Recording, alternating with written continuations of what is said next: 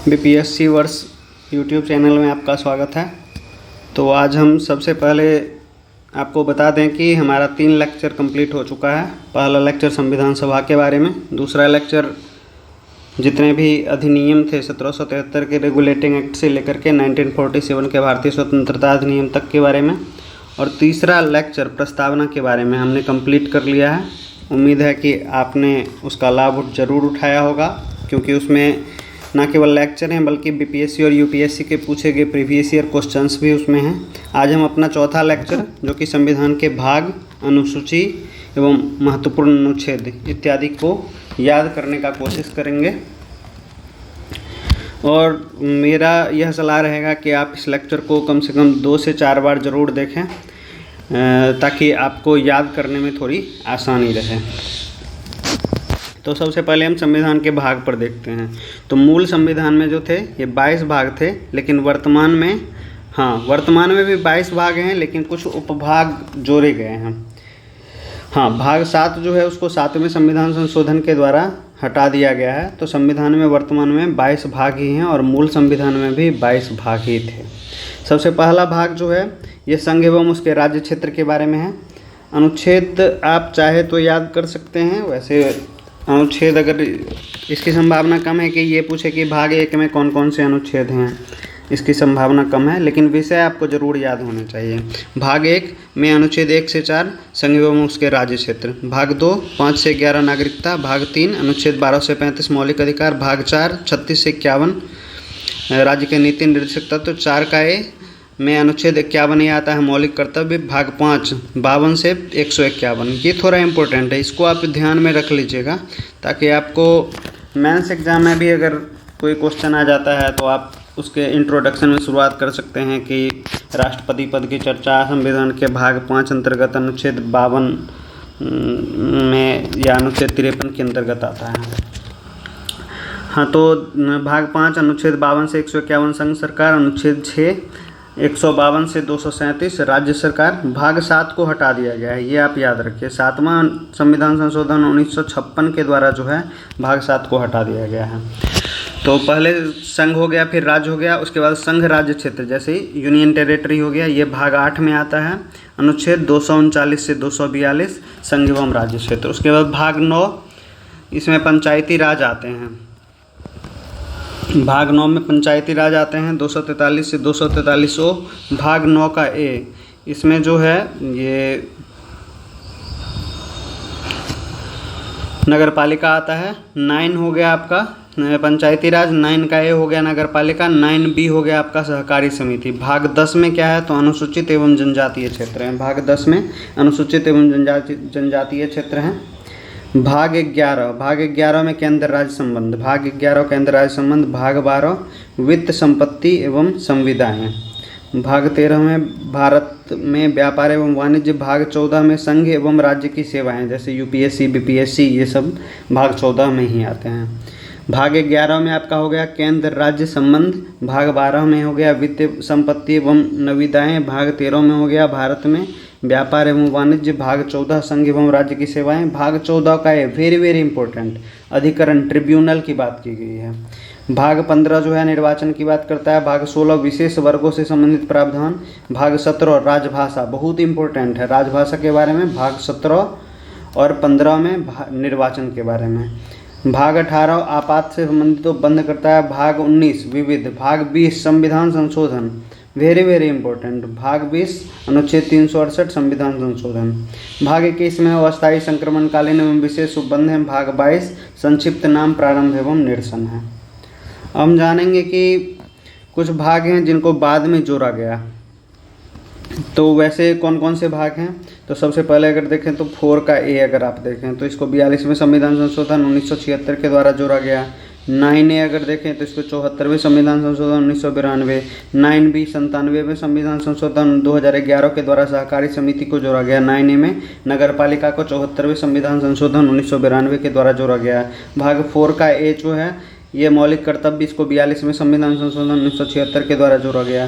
भाग 14 का ए में अधिकरण ट्रिब्यूनल, इसको 42वें संविधान संशोधन 1976 के द्वारा जोड़ा गया है। भाग हमारा हो गया। अब अनुसूची देखते हैं। तो मूल संविधान में जो है केवल 8 अनुसूची थी। मूल संविधान में 8 अनुसूची थी, वह अब बढ़ करके 12 हो गई है। वर्तमान में 12 और मूल संविधान में 8। भाग जो थी 22 ही थी और 22 ही रह गई है। कुछ उपभाग अलग से जोड़े गए हैं, लेकिन 22 का 22 ही रहेगा। लेकिन अनुसूची 8 थी, वो 12 हो गई है। तो पहली अनुसूची में क्या है? तो पहली अनुसूची में संघ एवं राज्य क्षेत्र का विवरण है। अभी हमारे यहाँ टोटल कितने स्टेट हैं? तो 28 स्टेट हैं। और संघ राज्य क्षेत्र कितने हैं? तो 8 हैं। तो 28 + 8, ये पहली अनुसूची में है। दूसरी अनुसूची में है कि जितने भी उच्च लेवल के जो कार्यकारी होते हैं, जैसे कि राष्ट्रपति हो गए, राज्यपाल हो गए, न्यायाधीश हो गए, इन सभी के वेतन भत्ते की बात की गई है। और इन्हीं पदाधिकारियों के शपथ एवं प्रतिज्ञान की बात तीसरी अनुसूची में की गई है। दूसरी अनुसूची में सबसे पहले भाई सैलरी आप कितना लीजिएगा, ये बात किया गया है। तो सैलरी पर अगर मान लिए तो तीसरी अनुसूची में शपथ एवं प्रतिज्ञान उन्हीं पदाधिकारियों की, राष्ट्रपति, राज्यपाल, महान्यायवादी, ये सब जो उच्च पदाधिकारी होते हैं उनकी बात की गई है। चौथी अनुसूची में राज्यसभा में सीटों का आवंटन, कि राज्यसभा में किस राज्य को कितना सीट होगा, ये चौथी अनुसूची में किया गया है। पांचवी अनुसूची जो है ये अनुसूचित क्षेत्र एवं अनुसूचित जनजातियों के प्रशासन की बात करता है। पांचवी अनुसूची अनुसूचित क्षेत्र एवं अनुसूचित जनजातियों के प्रशासन की बात करता है। इसमें कुल 10 राज्य हैं। जैसे कौन कौन से राज्य हैं, तो साथ में याद करेंगे तो 10 का नाम। 10 राज्य के कुछ कुछ क्षेत्र होते हैं, पूरे राज्य नहीं होते हैं, सॉरी।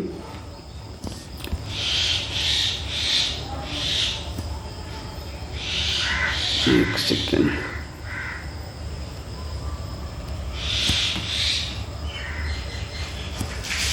हाँ, तो कौन कौन से राज्य हैं? तो आंध्र प्रदेश हैं और तेलंगाना है।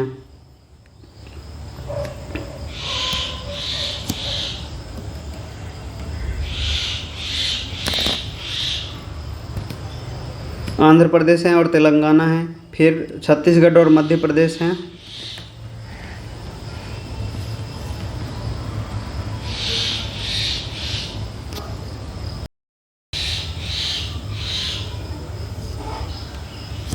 हाँ, आंध्र प्रदेश हो गए, फिर तेलंगाना हो गए, छत्तीसगढ़ हो गए, मध्य प्रदेश हो गए, महाराष्ट्र, गुजरात, राजस्थान। या आंध्र प्रदेश तेलंगाना के बगल में है, ये आते हैं अनुसूचित 5वीं अनुसूची में, इनके क्षेत्र। फिर छत्तीसगढ़, मध्य प्रदेश दोनों बगल में हो गए, तो 2 2 4 स्टेट हो गया। महाराष्ट्र, गुजरात, राजस्थान, तीनों ऊपर से नीचे अगर देखें तो राजस्थान, गुजरात, महाराष्ट्र, तो 4 3 7 हो गए। फिर झारखंड, उड़ीसा और हिमाचल प्रदेश, ये सभी 5वीं अनुसूची में हैं। इन राज्यों के कुछ क्षेत्र जो हैं वो अनुसूचित क्षेत्र एवं अनुसूचित जनजातियों के प्रशासन के अंतर्गत आते हैं। छठी अनुसूची में 4 राज्य हैं। इसको एकदम वेरी वेरी इंपॉर्टेंट याद रखना है। असम, मेघालय, त्रिपुरा, मिजोरम। असम, मेघालय, त्रिपुरा, मिजोरम। अब जाते हैं 7वीं अनुसूची में। 7वीं अनुसूची में संघ सूची है, राज्य सूची है, समवर्ती सूची है। आपको याद होगा कि जब हम पढ़ रहे थे 1935 का भारत शासन अधिनियम, तो उसमें भी सबसे पहले इनको तीनों सूची में शामिल किया गया था। और समवर्ती सूची कहाँ से लिया गया है? तो ऑस्ट्रेलिया से लिया गया है। हाँ, तो मूल संविधान में संघ सूची में 97 विषय थे, जो कि अब 100 हो चुके हैं। राज्य सूची में 66 से घट करके 61 हो गए हैं और 5 बढ़ गए हैं। राज्य सूची में 5 घट गए, 66 से 61, और समवर्ती सूची में 5 बढ़ गए, 47 से बढ़कर 52 हो गए हैं। कुछ कुछ महत्वपूर्ण विषय जान लेते हैं संघ सूची में, जैसे रक्षा है, विदेश नीति है, मुद्रा है, बैंकिंग है, रेल है, संचार है। राज्य सूची में पुलिस, कृषि, स्वास्थ्य, स्थानीय शासन, कानून व्यवस्था है। समवर्ती सूची में शिक्षा, वन, विवाह, तलाक, जनसंख्या नियंत्रण, श्रम कल्याण है। अब आ जाते हैं 8वीं अनुसूची। 8वीं अनुसूची जो है ये भाषा के बारे में बात करता है कि 8वीं अनुसूची में भाषाएं रखी गई हैं संविधान में। तो मूल संविधान में मात्र 14 भाषाएं थी, जो वर्तमान में बढ़ करके 22 हो गई है। मूल संविधान में 14 थी, जो कि बढ़ करके 22 हो गई है। कौन सी भाषा कब कब जोड़ी गई? तो 21वें संविधान संशोधन 1967 के द्वारा सिंधी जोड़ा गया। 71वें संविधान संशोधन 1992 के द्वारा कोंकणी, मणिपुरी, नेपाली जोड़ा गया। 92वें संविधान संशोधन 2003 के द्वारा बोडो, डोगरी, मैथिली, संथाली, बोडो, डोगरी। 92वें संविधान संशोधन 2003 के द्वारा कोंकणी, मणिपुरी, नेपाली। 71वें संविधान संशोधन 1992 के द्वारा, और सिंधी 21वें संविधान संशोधन 1967 के द्वारा जोड़ा गया। 9वीं अनुसूची में जो है खास करके न्यायिक समीक्षा से संरक्षण प्राप्त कानून को रखा गया था। शुरू में जब गवर्नमेंट भूमि सुधार लागू करती थी। तो भूमि सुधार कानून पर बार बार केस हो जाता था, तो विकास से संबंधित कार्य रुक जाते थे, इसलिए 9वीं अनुसूची को लाया गया। 9वीं अनुसूची को लाया गया और 9वीं अनुसूची में वैसे कानून को रख दिया गया। हालांकि आर कोइल्हो बनाम स्टेट ऑफ तमिलनाडु वाद था 2007 में, इसमें सर्वोच्च न्यायालय ने कहा कि 9वीं अनुसूची के कानून को भी हम समीक्षा कर सकते हैं, जो 1973 के बाद उसमें डाला गया उसको हम समीक्षा कर सकते हैं। 10वीं अनुसूची जो है ये दल बदल विरोधी कानून इसमें रखा गया। 10वीं अनुसूची में क्या रखा गया, तो दल बदल विरोधी कानून, ये 1985 में रखा गया था। 11वीं अनुसूची देखें तो पंचायतों के कार्य एवं शक्तियाँ तथा 12वीं अनुसूची में नगर पालिका के कार्य एवं शक्तियाँ। तो मूल संविधान में हमको पता है 8 थी, अब 12 हो गई है। बाद में 9वीं अनुसूची प्रथम संविधान संशोधन 1951 के द्वारा, 10वीं अनुसूची 52वें संविधान संशोधन 1985 के द्वारा, 11वीं अनुसूची 73वें संविधान संशोधन 1992, 12वीं अनुसूची 74वें संविधान संशोधन 1992 द्वारा रखा गया। ठीक है, तो हमारा अब क्या खत्म हो गया, भाग खत्म हो चुका है और अनुसूची खत्म हो चुका है। अब आ गया महत्वपूर्ण अनुच्छेद। तो हम 100 महत्वपूर्ण अनुच्छेद जो परीक्षा में पूछे जाने की संभावना सबसे अधिक है उस पर डिस्कशन करेंगे। मूल संविधान में टोटल कितने अनुच्छेद थे, संविधान में तो 395, अब बढ़ करके 470 हो गए। हालांकि ये भाग के रूप में, मूल रूप से अभी भी 395 के लगभग ही हैं। भाग 22 था मूल में भी, वर्तमान में भी 22 है। अनुसूची मूल में 8 था, वो बढ़कर 12 हो गया है। तो सबसे पहला अनुच्छेद के बारे में हम जानते हैं। तो भारत जो है राज्यों का संघ है, अनुच्छेद 1 कहता है। अनुच्छेद 2 कहता है नए राज्यों का प्रवेश। ये 2 और 3 जो है लगभग आपको समान दिखेगा, लेकिन मूल अंतर है। नए राज्यों का प्रवेश यानी कि जैसे हमने विदेशों से जो राज्य प्राप्त कर लिया, जैसे पांडिचेरी को फ्रांस से प्राप्त किया, सिक्किम का विलय किया, तो नया राज्य का जो प्रवेश हुआ ये अनुच्छेद 2 में आता है। लेकिन वर्तमान राज्य में जैसे आंध्र प्रदेश में कुछ परिवर्तन करके आंध्र प्रदेश और तेलंगाना बना दिए, तो वो 3 में आता है। 5 से 11 जो है, अनुच्छेद 5 से 11 ये नागरिकता की बात करता है। अनुच्छेद 12 जो मौलिक अधिकार में है, ये राज्य का डेफिनेशन बताता है कि राज्य मतलब कौन कौन सा, राज्य की परिभाषा में कौन कौन से लोग आते हैं, कौन कौन से प्राधिकार आते हैं। जैसे कि केंद्रीय विधानमंडल आता है, केंद्रीय विधानमंडल के निकाय आते हैं, केंद्रीय कार्यपालिका आती है, केंद्रीय राज्य की विधायिका आती है, राज्य के जो कार्यपालिका के प्राधिकार हैं वो आते हैं। 13 कहता है कि मौलिक अधिकार के विरुद्ध कोई भी कानून है, वैसा कानून जो मौलिक अधिकार का हनन करना चाहता है उसको शून्य माना जाएगा। ये आपका अनुच्छेद 13 कहता है। अनुच्छेद 14 जो है ये समानता के अधिकार की बात करता है। अनुच्छेद 15 बहुत सारे आधार पर, जैसे कि धर्म, मूल वंश, जाति, लिंग, जन्म स्थान इत्यादि के आधार पर भेदभाव नहीं हो सकता है। 16 में भी इन्हीं सब के आधार पर अवसर की समानता का हनन नहीं किया जा सकता है, अवसर की समानता है। अनुच्छेद 17 अस्पृश्यता का अंत, अनुच्छेद 18 उपाधियों का अंत, अनुच्छेद 19 जो है ये स्वतंत्रता के अधिकार की बात करता है। अनुच्छेद 20 अपराधों के संबंध में संरक्षण देता है। अनुच्छेद 21 जीवन एवं व्यक्तिगत स्वतंत्रता, अनुच्छेद 21 से शिक्षा का अधिकार की बात करता है। अनुच्छेद 22 गिरफ्तारी, अगर आपका गिरफ्तारी हो गया तो उस संबंध में आपको क्या क्या संरक्षण दिया जाएगा, इस संबंध में अनुच्छेद 22 है। 23 और 24 भी बहुत अच्छा है। 23 में जो है मानव तस्करी से निषेध, यानी कि मानव का खरीद बिक्री नहीं हो सकता है। 24 जो है ये बाल श्रम, 14 साल से जो छोटे बच्चे हैं उनका खतरनाक उद्योग में आप रोजगार में नहीं लगा सकते हैं। अनुच्छेद 25 से 28 धार्मिक स्वतंत्रता, अनुच्छेद 29 से एवं 30 जो है ये संस्कृति एवं शिक्षा से संबंधित अधिकार। अनुच्छेद 32 जो है ये संवैधानिक उपचारों का अधिकार है। इसके साथ साथ आप 226 भी याद रखिए, इसमें उच्च न्यायालय की रीट शक्ति है कि उच्च न्यायालय भी मौलिक अधिकार के उल्लंघन पर सुनवाई कर सकता है, लेकिन वह अनुच्छेद 226 के तहत करेगा। और अनुच्छेद 32 का जो रिट है वो सर्वोच्च न्यायालय के लिए है। अनुच्छेद 36 से 51 आपका नीति निर्देशक तत्व। अनुच्छेद 39 ए जो है ये निःशुल्क विधिक सहायता, आपने नालसा का नाम सुना होगा। कोई गरीब लोग है, कोई विकलांग है, कोई पिछड़ा समाज से है, तो उनको मान लीजिए कोई केस मुकदमा है उसमें उनको सहायता नहीं मिल रही है, तो सरकार यह निर्धारित की है कि आप नालसा जैसी बॉडी के पास जाइए, वो आपकी सहायता करेंगे। तो यह कहाँ से लिया गया था 39 से। 40 आपका ग्राम पंचायत, 44 समान नागरिक संहिता, 48 से पर्यावरण संरक्षण के बारे में भी संविधान में कहा गया। 50 कार्यपालिका विधायक न्यायपालिका कार्यपालिका का पृथक्करण, 51 मौलिक कर्तव्य के बारे में, 52 जो है राष्ट्रपति। अच्छा, अब हम साथ साथ में राज्य वाला भी साथ में लेके चलेंगे। जैसे 52 अगर राष्ट्रपति है तो राज्यपाल कितना है, तो 153। 52 राष्ट्रपति, राज्यपाल 153। संघ की कार्यपालिका शक्ति 53 में है, लेकिन राज्य की कार्यपालिका शक्ति 154 में है। तो यहाँ पर देखिएगा कि ये जब राष्ट्रपति और राज्य की कार्यपालिका के संबंध में आएगा तो इसमें 101 जोड़ देने से हमारा आ जाता है रिजल्ट। जैसे राष्ट्रपति 52 में है, 52 में 101 जोड़ दिए तो राज्यपाल आ गया 153 पर। उसी प्रकार संघ की कार्यपालिका शक्ति 53 में है, इसमें 101 जोड़ दिए तो 154 आ गया, तो यह राज्य की कार्यपालिका है। इससे आपको याद करने में उम्मीद है कि थोड़ी आसानी रहेगी। हालांकि ये सार्वभौमिक नहीं है, बाद में जाकर के चेंज होते हैं, लेकिन कम से कम राज्यपाल और कार्यपालिका के मामले में ये 101 वाला फॉर्मूला आप लगा सकते हैं। जैसे राष्ट्रपति का चुनाव आपका 54 हो गया, इसमें 101 जोड़ दिए तो राज्यपाल की नियुक्ति हो गई। राष्ट्रपति का कार्यकाल 56 में है, तो अब देखिए ये घटने लगा है, तो 100 प्लस किए तो राज्यपाल का कार्यकाल आ गया। 61 में राष्ट्रपति का महाभियोग हो गया। 72 में जो है राष्ट्रपति का क्षमादान शक्ति है, और इसमें 89 जोड़ दिए। 101 और 89 दो ही फॉर्मूला लगभग लागू होता है, ये आपको ध्यान में रखना है। तो 72 में राष्ट्रपति का क्षमादान शक्ति है और उसमें 89 जोड़ दिए तो 161 हो गया राज्यपाल का क्षमादान शक्ति। 74 में मंत्रिपरिषद है और उसमें 89 जोड़ दिए तो 163 में राज्यपाल का मंत्रिपरिषद है। फिर प्रधानमंत्री 75 में है, 89 जोड़ दिए तो 164 में मुख्यमंत्री है। 76 में महान्यायवादी है, 89 जोड़ दिए तो 165 में महाधिवक्ता है। 78 में प्रधानमंत्री के कर्तव्य हैं। 79 में सांसद है और 79 में 89 जोड़ दिए तो 168 में राज्य विधानमंडल है। 80 में आपका राज्यसभा है, इसमें 89 जोड़ दीजिएगा तो विधान परिषद का निर्माण या समाप्ति है।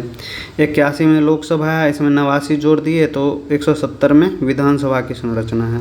संसद के कार्यकाल, अब ये फॉर्मूला यहाँ ख़त्म हो जाता है। महत्वपूर्ण वाला आप देख लिए कि 89 और 101 का चलता है, आपको थोड़ा सा इसका ध्यान रखना पड़ेगा ताकि कोई समस्या ना हो।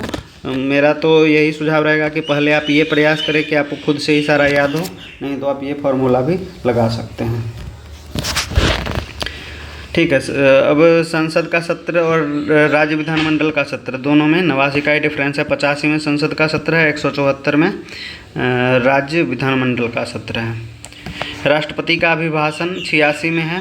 200 अनुच्छेद 200 बहुत चर्चा में है, ये वेरी इंपॉर्टेंट आपके लिए हो जाता है। राज्यपाल की स्वीकृति, इस पर एक बार सुप्रीम कोर्ट ने 3 महीने का समय बांध दिया था। बाद में फिर राष्ट्रपति के द्वारा जब उनसे सलाह मांगा गया तो उसको फिर खारिज कर दिया गया। अब 3 महीने का टाइम लिमिट नहीं है, लेकिन हाँ 200 में राज्यपाल का स्वीकृति है कि राज्यपाल अगर विधानसभा के से कोई आता है तो या तो उसे स्वीकृत करे या उसे वापस कर दे या फिर राष्ट्रपति के लिए आरक्षित कर दे। ये 200 में ही, इसको याद रखना है। अनुच्छेद 100 जो है ये कोरम के बारे में बतलाता है। 105 जो है संसद सदस्यों के विशेषाधिकार। 108 संयुक्त अधिवेशन। 109 है आपका धन विधेयक की प्रक्रिया। 110 धन विधेयक। 111 राष्ट्रपति की स्वीकृति धन विधेयक की। 112 वार्षिक बजट। बजट हमारा जो पेश होता है 112 से। फी भी आया है, धन विधेयक वाला भी आया है। कोई भी विधेयक धन विधेयक है या नहीं, या कौन डिसाइड करता है, इसका आंसर आप बताइए कमेंट सेक्शन में। अनुच्छेद 114 जो है विनियोग विधेयक की बात करता है। 123 जो अध्यादेश की शक्ति है, ठीक है। और यहाँ पर अगर आप देखिए राज्यपाल की अध्यादेश शक्ति तो यह 213 में है। 123 में राष्ट्रपति का है और राज्यपाल का है 213 में। 124 में आप देखिए सर्वोच्च न्यायालय है और 214 में आपका उच्च न्यायालय है। कन्फ्यूजन ना हो इसलिए मैंने साथ डाल दिया है ताकि आप बिल्कुल भी कन्फ्यूज ना हो। सुप्रीम कोर्ट के न्यायाधीश का वेतन जो है वो संचित निधि पर भारित होता है ताकि उसमें जो भी संसद है या कार्यपालिका है उसमें कुछ भी नकारात्मक संशोधन न कर सके, न्यायपालिका की स्वतंत्रता बनी रहे, इसके लिए इसको 125 में रखा गया है। कार्यवाहक मुख्य न्यायाधीश हो गए आपके 126 में और उच्च न्यायालय की संरचना हो गई 216 में। तदर्थ न्यायाधीश हो गए 127 में। सेवानिवृत्त न्यायाधीश को फिर से जो अपॉइंट किया जाता है 128 में। सर्वोच्च न्यायालय का अभिलेख न्यायालय होगा, बहुत इंपॉर्टेंट क्वेश्चन है, 129 अनुच्छेद में है। और उच्च न्यायालय अगर अभिलेख न्यायालय होगा यह कहाँ है, तो यह आपका 215 में है। सर्वोच्च न्यायालय अभिलेख न्यायालय होगा 129 में, 215 में उच्च न्यायालय का अभिलेख न्यायालय होगा। मूल क्षेत्राधिकार सर्वोच्च न्यायालय का 131 में। ये बहुत इंपॉर्टेंट है, स्पेशल लीव पिटीशन, विशेष अनुमति याचिका। ये आपका 136 में आता है। पुनर्विचार की शक्ति पुनरावलोकन वाला जो है 137 में पुनरावलोकन है। 41 में एससी का कानून बाध्यकारी होगा, ये आपका 141 में। पूर्ण न्याय करने की शक्ति, अब मान लीजिए कार्यपालिका या विधायिका कोई काम नहीं कर रही है जो बहुत लोक महत्व के लिए ज़रूरी काम है, तो उसमें सुप्रीम कोर्ट पूर्ण न्याय करता है, कंप्लीट जस्टिस करता है कि चलो भाई हम ही दे देते हैं, यही अब कानून भी रहेगा, तो वह 142 में है। अभी जैसे राष्ट्रपति ने मांगा था कि भाई सुप्रीम कोर्ट का एक जजमेंट आया, उसमें जो ऑनरेबल सुप्रीम कोर्ट है उन्होंने ये बोला कि राज्यपाल के पास 3 महीने का समय है और राष्ट्रपति के पास भी 3 महीने का लगभग समय है कि वो राज्य विधानमंडल द्वारा पारित किए गए किसी विधेयक पर अपना निर्णय लेंगे। तो इस पर राष्ट्रपति के द्वारा परामर्श मांगा गया, तो वो 3 महीने की बाध्यता समाप्ति कर दी गई और बोला गया कि न्यायपालिका यह निर्धारित नहीं कर सकती है। तो वह राष्ट्रपति परामर्श मांगे थे, तो वह 143 में था। 148 में CAG, very very important body है और बहुत अच्छा ये है। अभी कैग 148 से 151 में आपको मिलेगा। कैग मतलब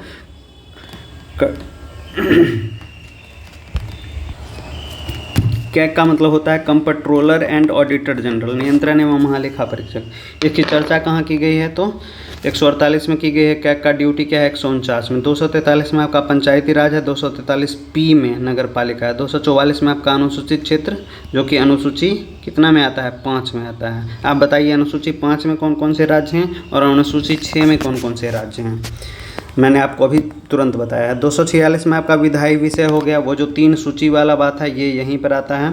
राज्य सूची पर संसद की शक्ति, अनुच्छेद 249 कहता है कि राज्यसभा अगर चाहेगी तो वो राज्य सूची पर भी कानून बनाने की शक्ति निर्धारित कर सकती है। 262 आपका अंतर्राज्यीय नदी विवाद है, जितना नदी विवाद आप देखते हैं जैसे कावेरी नदी जल विवाद हो गया, ये सब इसी में आता है। 263 में आपका अंतर्राज्यीय परिषद है, ये 1990 में पहली बार बना था। वित्त आयोग आपका 280 में है। अभी आप बताइए क्यावा वित्त आयोग है और उसकी अनुशंसा के अनुसार स्टेट को कितना प्रतिशत मिलेगा और सेंटर को कितना प्रतिशत मिलेगा कुल कर हिस्सेदारी में।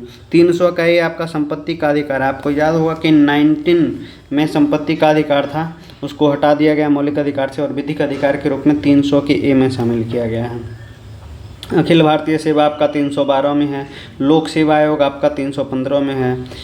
320 में आपका पीएससी का कार्य है, जितना भी पीएससी होता है जैसे बीपीएससी हो गया हमारा सिलेक्शन करेगा, ये सब का कार्य जो है 320 में। ये बीपीएससी के इंटरव्यू में ये क्वेश्चन बहुत पूछे जाते हैं इंटरव्यू में।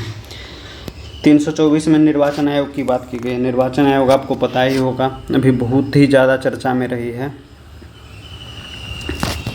अब देखते हैं 326 में आपका वयस्क मताधिकार है। 338 में आपका अनुसूचित जाति आयोग, 338 से अनुसूचित जनजाति आयोग, राजभाषा 343। ये भी बहुत बेहतरीन क्वेश्चन है, अभी मैंने आपको भाग में बताया था। आप बताइए कौन से भाग में राजभाषा का प्रावधान किया गया। 344 आपका हो गया राजभाषा आयोग। 352 हो गया, अभी मैंने आपको आपात के बारे में भी बताया था। आप बताइए आपात कौन से भाग में। राष्ट्रीय आपातकाल 352, राष्ट्रपति शासन 356, वित्तीय आपातकाल 360, राष्ट्रपति एवं राज्यपाल का संरक्षण होगा 361, 368 में संविधान संशोधन। अब हम वैसे अनुच्छेद के बारे में जानेंगे जो मूल संविधान के बाद जोड़े गए हैं। उसमें देखिए 31A जोड़ा गया। अब तो हालांकि ये हट करके 300 में चला गया, 300 के ए में संपत्ति का अधिकार, तो इसको पहला संविधान संशोधन द्वारा जोड़ा गया। 31B इसको 9वीं अनुसूची से संरक्षण मिलेगा भूमि सुधार कानून को, यह भी पहला संविधान संशोधन ही था। 31 का C नीति निर्देशक तत्व, जैसे नीति निर्देशक तत्व 39B और C को लागू अगर करती है गवर्नमेंट, उससे अगर प्रभाव पड़ता है आपका आर्टिकल 14, 19, 31 पर, तो क्या प्रभावी होगा, तो 39B और C ही प्रभावित होगा। 39B और C क्या है, तो B में है कि संपत्ति जितना भी संपत्ति है उसका विकेंद्रीकरण किया जाएगा, संसाधन का समान केंद्रीकरण को रोका जाएगा। और सी में क्या है, तो संसाधन का धन और संसाधन का समतामूलक वितरण किया जाएगा। 35 को अब निरस्त कर दिया गया है आपका।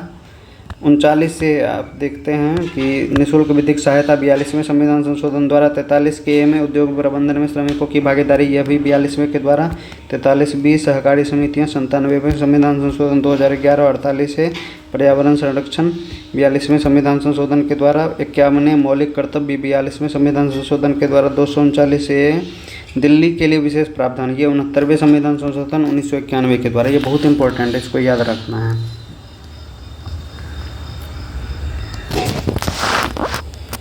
ये 239A(b) ये दिल्ली में संवैधानिक तंत्र की विफलता के बारे में है।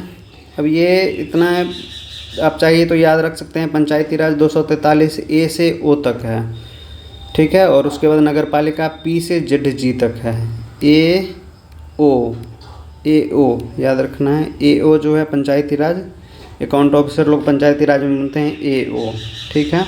और फिर उसके बाद जितना बचा P से लेकर के ZG तक, ये आपका हो गया नगर पालिका से संबंधित।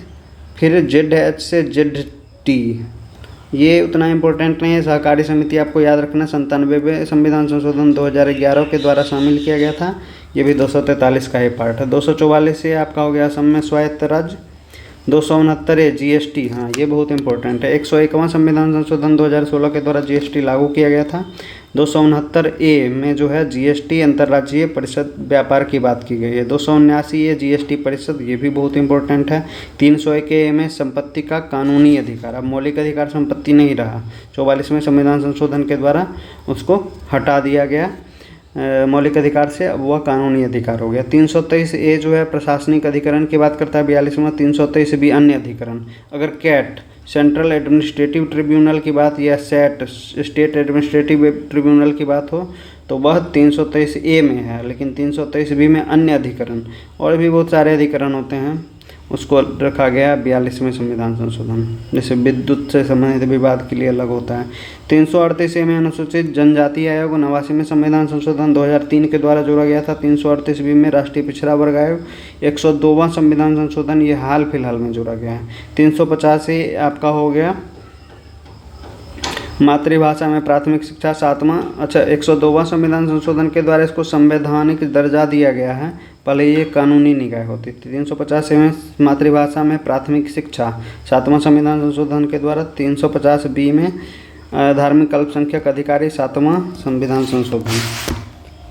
371A से G जो है ये विशेष राज्य का दर्जा से संबंधित है। कुछ अनुच्छेद को हटाया भी गया, जैसे 31 हो गया, अनुच्छेद 31 हो गया, 44वें संविधान संशोधन के द्वारा हटा दिया गया अनुच्छेद 31 को। उसके बाद NJAC national judiciary appointment commission, राष्ट्रीय न्यायिक नियुक्ति आयोग, इसको हटा दिया गया, निरस्त कर दिया गया 35 से, तथा 370 को 2019 में अप्रभावी कर दिया गया। ये तो आपको पता ही होगा। अब PYQ क्वेश्चन देख लेते हैं। भाग अनुसूची एवं अनुच्छेद से संबंधित है। जानवरों के प्रति क्रूरता की रोकथाम किस सूची में रखा गया था? इसको समवर्ती सूची में रखा गया है। भारतीय संविधान की अनुसूची में किस में राज्य, मतलब कि राज्यसभा में जो है सीट का आवंटन, ये आप बताइए। चौथी अनुसूची में होगा। 5वीं अनुसूची किस विशिष्ट समूह के लोगों के शासन एवं हितों की सुरक्षा, तो ये आपको पता है अनुसूचित जनजाति से संबंधित है 5वीं अनुसूची। 5वीं अनुसूची में कौन कौन से राज्य शामिल हैं, कौन कौन से राज्य के क्षेत्र शामिल हैं, ये भी बताइए। 6ठी अनुसूची का भी बताइए। दल बदल आपको पता है 10वीं अनुसूची में है। निम्नलिखित में सदन के किस सदस्य को मातृभाषा में बोलने की इजाज़त देता है, तो ये आपको याद रखना है। 120(1), ये 69वें में पूछे हुए हैं। देखिए संघीय सूची में 97, राज्य सूची में आपको पता है 66 और समवर्ती सूची में 47। ये मूल संविधान वाला पूछा है, तो इसको आप इस तरह से कर सकते हैं। भूमि सुधार को किसके अंतर्गत रखा गया है? राज्य सूची के अंतर्गत। तभी आप देखते हैं कि बिहार में भूमि सुधार संबंधित इतने कार्यक्रम स्टार्ट हैं राज्य सरकार के द्वारा। संविधान के किस सूची में शपथ या, तो पहले आपको याद रखना है वेतन, वेतन जो है दूसरी में, पहले वेतन के डिस्कशन कर लिया, उसके बाद शपथ लेगा, तो ये तीसरी में। तो आपको शपथ कहाँ आएगा? तो तीसरी में आएगा। निम्नलिखित में से कौन सा विषय समवर्ती सूची से संबंधित है? तो आपको पता हो शिक्षा जो है ये हमारा समवर्ती सूची का विषय है। इस पर केंद्र राज्य दोनों कानून बना सकते हैं। संविधान के 11वीं अनुसूची में कौन सा शामिल नहीं है? तो ग्रामीण खेल जो है ये 11वीं अनुसूची में शामिल नहीं है। उसमें गांव में खेलने का बात नहीं किया गया है। बाकी पुस्तकालय, ईंधन है, चारा, तकनीकी प्रशिक्षण है। अस्पृश्यता का उन्मूलन 17 में। निम्नलिखित में से कौन सा समय प्रावधान संघीय द्वारा बनाए गए कानून पर प्राथमिकता? तो 13 में हम आपको बताए थे कि मौलिक अधिकार को ही प्राथमिकता मिलेगा, इसके असंगत कोई भी कानून होगा उसको शून्य माना जाएगा। चलिए अगला पर आते हैं। अनुच्छेद 300 जो है आपका ये ये स्पष्ट रूप से नहीं है, इस क्वेश्चन को हम नहीं वो करेंगे, कंसीडर नहीं करेंगे। भारतीय संविधान में शामिल है तो 395 अनुच्छेद 22 भाग 12 सूचियाँ। ये देखिए आपको हम 470 जो बताए थे इसका सब पार्ट को मिला करके, वैसे 395 अनुच्छेद ही है। ठीक है। भारत की संसद किसी कानून विशेष को भारत के संविधान की 9वीं अनुसूची में डाल सकती है, बिल्कुल डाल सकती है। 9वीं अनुसूची में डाले गए कानून की वैधता का परीक्षण निम्नलिखित में से न्यायालय द्वारा नहीं। IR कोयलो में क्या बोला है सर्वोच्च न्यायालय कि हम करेंगे उसका वैधता का जांच, तो इसका केवल एक सही होगा। अब UPSC का क्वेश्चन देख लेते हैं। 71वें संविधान संशोधन 1992 के द्वारा किसको किसको शामिल किया गया? कोंकणी, मणिपुरी, नेपाली। मैथिली को जो है ये 92वें 2003 के द्वारा शामिल किया गया है। तो इसका आंसर क्या होगा? 1 2 3। ठीक है। भारत के संविधान के संदर्भ में यदि 5वीं अनुसूची के अधीन किसी राज्य में कोई अनुसूचित क्षेत्र घोषित किया जाता है, ऐसे राज्यों में राज्य सरकार अपनी कार्यपालिका शक्ति खो देती है और एक स्थानीय निकाय पूर्ण प्रशासन का वो कर लेता है। पूर्ण प्रशासन नहीं करता है, पूर्ण जो वर्ड है ये थोड़ा एक्सट्रीम है, पूर्ण नहीं करता है, लेकिन हाँ कुछ चीज़ों पर उसका प्रशासन रहता है, जैसे माइनर और हो गया इत्यादि पर। संघ की सरकार कपितय परिस्थितियों में राज्यपाल की सिफारिश पर ऐसे क्षेत्रों को पूर्ण प्रशासन को अपने हाथ में ले सकती है। नहीं, संघ की सरकार ले सकती है, ऐसा भी कोई प्रावधान उसमें नहीं किया गया है कि संघ की सरकार उसका पूरा प्रशासन लेगी। इसमें देखिए बहुत बार एक्सट्रीम वर्ड जो होता है वो आपको एक सहायता मिलेगा इसको एलिमिनेट करने के। भारत के संविधान के अनुसार निम्नलिखित में से कौन सा कथन सही है? तो इसमें देखिए, पहला, अंतर्राज्यीय व्यापार एवं वाणिज्य राज्य सूची के अधीन है, नहीं। अंतर्राज्यीय प्रवासन राज्य सूची, ये भी नहीं। अंतर्राज्यीय जब भी हुआ तो वो राज्य सूची के अंतर्गत आ ही नहीं सकता है। अंतर्राज्यीय संगरोध संघ सूची के अधीन, हाँ ये संघ सूची के अधीन आ सकता है। निगम कर राज्य, ये भी गलत है, तो इसका आंसर सी होगा। अनुसूचित क्षेत्र के संबंध में निम्नलिखित कथनों पर विचार कीजिए। तो किसी राज्य के भीतर किसी क्षेत्र की अनुसूचित क्षेत्र के रूप में अधिसूचना राष्ट्रपति को एक आदेश के माध्यम से होती है, ये बात सही है। अगर किसी को अनुसूचित क्षेत्र बनाना है तो राष्ट्रपति के आदेश से ही होता है। अनुसूचित क्षेत्र के रूप में बनने वाली सबसे बड़ी प्रशासनिक इकाई जिला होती है, जबकि सबसे छोटी इकाई ब्लॉक में गांवों का समूह होता है, तो ये भी ठीक है। अब देखिए तीसरा, संबंधित राज्यों के मुख्यमंत्रियों से अपेक्षित, ये गलत है। मुख्यमंत्रियों से नहीं, ये राज्यपालों से अपेक्षित होता है कि उसका वार्षिक प्रतिवेदन गृह मंत्रालय को दें, तो केवल 2 सही होगा इसमें। अगला क्वेश्चन देखते हैं। यदि किसी विशिष्ट क्षेत्र को भारत के संविधान की 5वीं अनुसूची के अधीन लाया गया तो 5वीं अनुसूची में क्या होगा? तो जनजातीय लोगों की जमीन गैर जनजातीय लोगों को अंतरित करने पर रोक लगेगी, ये बिल्कुल सही है। चलिए, भारत में संपत्ति के अधिकार की क्या स्थिति है? बिल्कुल यह एक विधिक अधिकार है जो किसी भी व्यक्ति को प्राप्त है, केवल नागरिकों के लिए नहीं। आपको याद हो 15, 16, 19, 29, 30, ये केवल नागरिकों को प्राप्त मौलिक अधिकार है, ये याद रखिए। भारतीय संविधान के किस अनुसूची के अंतर्गत जनजातीय भूमि का खनन के लिए निजी पक्षकारों के अंतरण एवं अकृत और शून्य घोषित किया जा सकता है? चलिए, ये तो 5वीं अनुसूची हम लोग जान रहे हैं। चलिए अगला क्वेश्चन, किस प्रधानमंत्री के कार्यकाल में भारत के संविधान में 9वीं अनुसूची को पुनः स्थापित किया गया था? तो पहला संविधान संशोधन 1951 के समय कौन थे? जवाहरलाल नेहरू।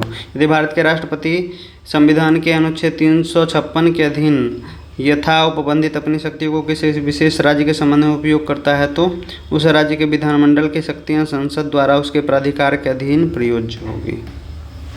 ठीक है, यह आपात वाला क्वेश्चन आ गया है। भारतीय संविधान में 5वीं एवं 6ठी अनुसूची, जाहिर सी बात है अनुसूचित जनजाति के लिए 5वीं एवं 6ठी अनुसूची का प्रावधान किया गया है। दल बदल वाला कौन सा है? 10वीं अनुसूची, 1985, 52वें संविधान संशोधन। ठीक है, तो ये अपना लेक्चर समाप्त होता है। जय हिंद, जय भारत।